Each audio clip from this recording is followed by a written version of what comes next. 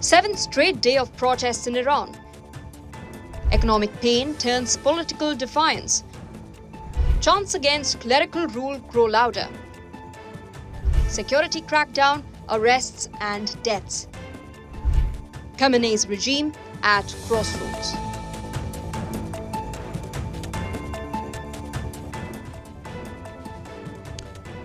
On 16 September 2022, a 22-year-old Kurdish woman was the face of a revolution that broke out in Iran. Her name was Mahsa Amini, also known as Jina Amini, who died in a hospital in Tehran due to police brutality. She was killed due to a protest against the mandatory hijab rules. This 5 days before her 23rd birthday. Now, almost 3 years later, this image from Iran is going viral as the country is on the edge once again. In the picture, you can see a man sitting down with his head hanging, possibly fearing an intense crackdown as almost a dozen bikers face him. But he refuses to move. The powerful image of an Iranian protester sitting on the road, blocking the Iranian law enforcement, is being compared to the famous tank man image from China, of a man standing in front of a convoy of tanks in the Avenue of Eternal Peace in Beijing during the Tiananmen Square massacre in 1989. Have a look at this video.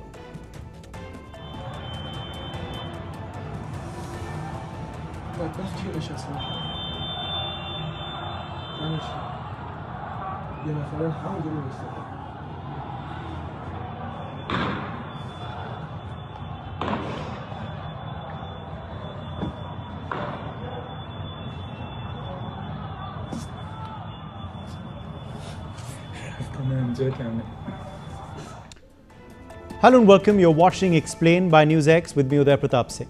Iran is facing its 7th straight day of protests. Demonstrations that began over rising prices and economic hardship continue to spread beyond Tehran into towns and rural provinces.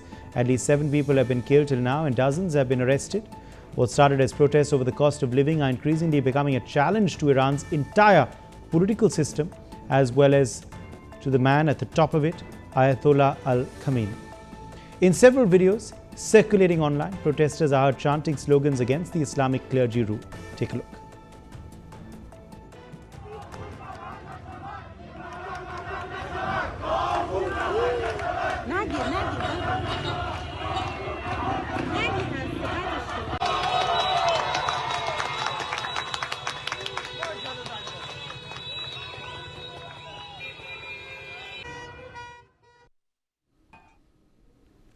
These are some of the most explicit calls against the regime in years. Now, the unrest itself commenced on the 27th of December when shopkeepers in Tehran went on strike against inflation, currency collapse and economic stagnation. Since then, demonstrations have spread to multiple provinces, particularly in western Iran, where hardship is acute and state presence is thinner. In Azna, in the Loristan province, videos appear to show fires in the streets as gunfire echoes nearby. Meanwhile, in Ordogan too, demonstrators gathered amidst the sound of shots. In Kondash, Iranian state television confirmed that a member of Iran's security forces was killed overnight. And in Fulad Shah, activist groups say a man was shot dead by police during protests. Listen. ازنا رو نابود کردن فرمانداری نیروی انتظامی فرماندهی ازنا ماشیناشون آتیش زدن. ببین 3 تا ماشین اینجا یه ماشین هم اونجا آتیش زدن.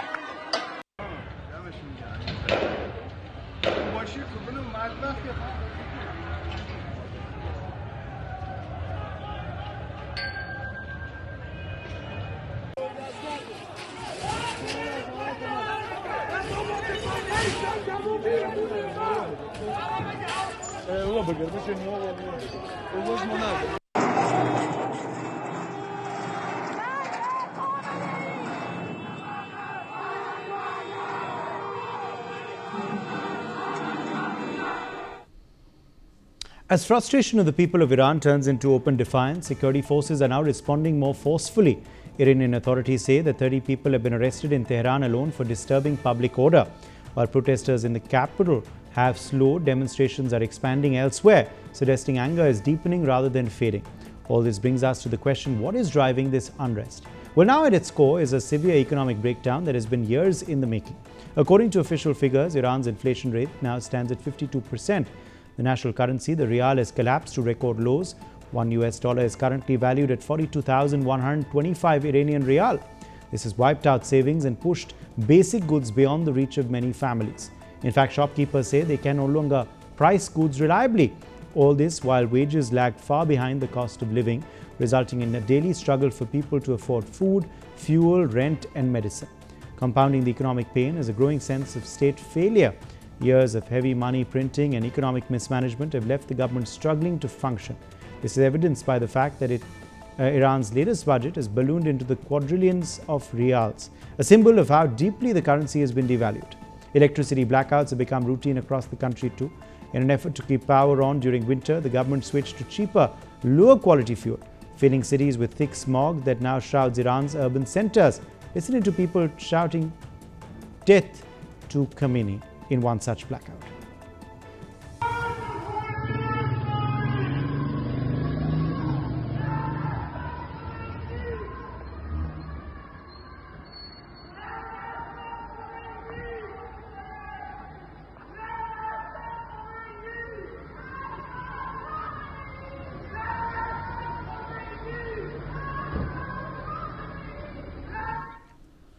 At the same time, the country is facing a water emergency. This year, 20 provinces endure the worst drought in more than 40 years. In fact, water shortages have become so severe that Iranian President Masoud Pezeshkian publicly suggested that residents might need to leave Tehran to ease pressure on the capital's shrinking water supply. Many Iranians view these crises as not as natural disasters, but as a result of years of mismanagement, corruption and neglect by the regime. Overlaying all of this is the growing loss of political legitimacy. Ayatollah Khamenei is now 86 years old. He's ruled Iran for over 3 decades as its supreme leader, holding ultimate authority over the state, the military and the judiciary. But now he is in declining health. To add to that is the change in outlook of Iranians with passing time. For years, the system functioned by projecting control and ideological uncertainty. But today, that authority is appearing increasingly disconnected from realities facing the population. Iran's youth, who make up a large share of the population, have little memory of the 1979 revolution that brought clerics to power. Many openly reject Islamic restrictions and feel alienated from a system that promises resistance abroad while offering hardship at home. Unlike earlier waves of unrest, today's protests are not centered on a single issue. They reflect an accumulated anger, whether over the economy, living conditions, lack of accountability, or a leadership that many see as rigid and unresponsive. The Iranian government, under reformist President Masoud Pezeshkian, has attempted to strike a conciliatory tone. Pezeshkian has acknowledged the demands of protesters as legitimate and has called for steps to improve economic conditions. Listen. شما مقصرید. دنبال آمریکا نگردید، دنبال نمیدونم کسی دیگه نرید. ماییم که باید خدمت بدیم و اونا از ما راضی باشن. ماییم باید که منابعمون رو درست مدیریت کنیم. ماییم باید راه پیدا کنیم و مشکل حل کنیم. ماییم باید که تلاش بکنیم و این مشکلات رو براش راه حل پیدا کنیم. واسیم بگی آقا بدید ما خرج کنیم. ما مدیر هزینه شدیم. مدیر درآمد و کیفیت و کارایی و بهره‌وری نشدیم. خرج کردیم. حالا من میگفتم 3 برابر 6 برابر اروپا داریم برق مصرف میکنیم به نسبت. But his authority is limited. In Iran's political structure, real power rests with the supreme leader, and so far, Ayatollah Khamenei appears to be avoiding major decisions, relying instead on security forces to contain unrest while waiting for protests to lose momentum. This cautious wait-and-see approach reflects a leader who survived decades of crises by sticking to familiar methods. But many analysts say the current moment is different. Iran is facing multiple simultaneous crises that are no longer isolated. In contrast, economic collapse, environmental stress, and infrastructure failure are all reinforcing the deep social discontent.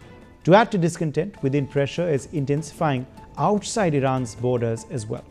Following its 12-day war with Israel last year, Iran's military capabilities has taken a hit. Its nuclear program was badly damaged, and public confidence in its leadership eroded further. In the meantime, Israel has ramped up its campaign against Iranian forces and allies across the region. Last week, Israeli Prime Minister Benjamin Netanyahu traveled to Washington to urge President Donald Trump to take more aggressive action against Iran, warning about its ballistic missile program and regional ambitions. Though analysts were initially divided over whether the US will be open to concrete action or will wait to see the protests pan out organically, it seems that President Trump has now given a clear signal. He's issued a strongly worded statement on social media, warning that the US will intervene if the Iranian regime violently kills peaceful protesters and claiming that the US is locked, loaded and ready to go.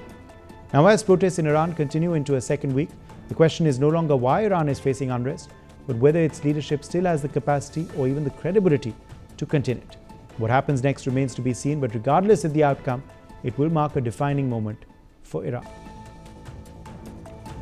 Seventh straight day of protests in Iran. Economic pain turns political defiance. Chants against clerical rule grow louder. Security crackdown, arrests and deaths. Khamenei's regime at crossroads.